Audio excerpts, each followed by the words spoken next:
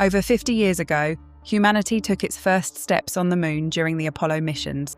It's one small step for man, one giant leap for mankind. It was a defining moment, one driven by ambition, innovation, and geopolitical rivalry. Years later, a new dawn in space exploration has begun.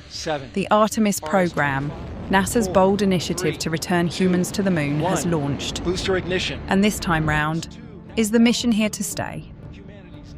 Artemis is the first crew-capable lunar program in a generation. But unlike Apollo, this isn't just about getting there. It's about building something that lasts.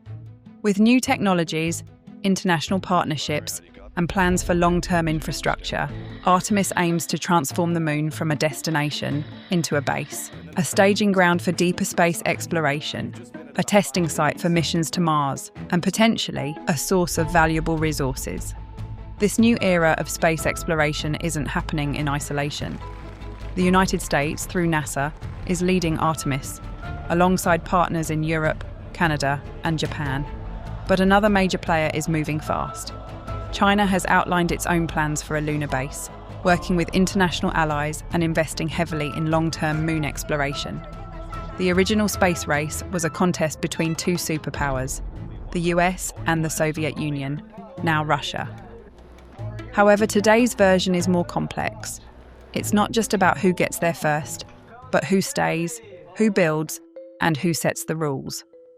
From lunar resources like water ice and metals, to control over infrastructure and access, the moon is becoming strategically important once again.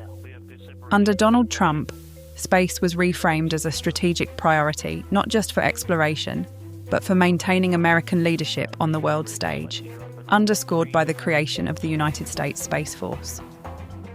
But this resurgence isn't only being driven by governments. The race to the moon is also being reshaped by the commercial space sector.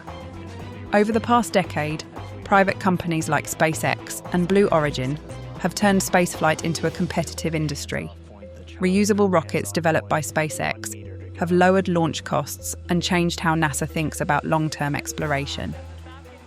And while Elon Musk's company isn't involved in Artemis 2, which uses NASA's own space launch system, SpaceX becomes key immediately after this. The next mission, Artemis 3, is expected to involve SpaceX's Starship to land astronauts on the moon, marking an important shift toward private industry, playing a central role in human space exploration. All of this explains why Artemis exists today. A new space race has begun, but this time, it isn't about planting flags. It's about building a future that's far bigger than planet Earth.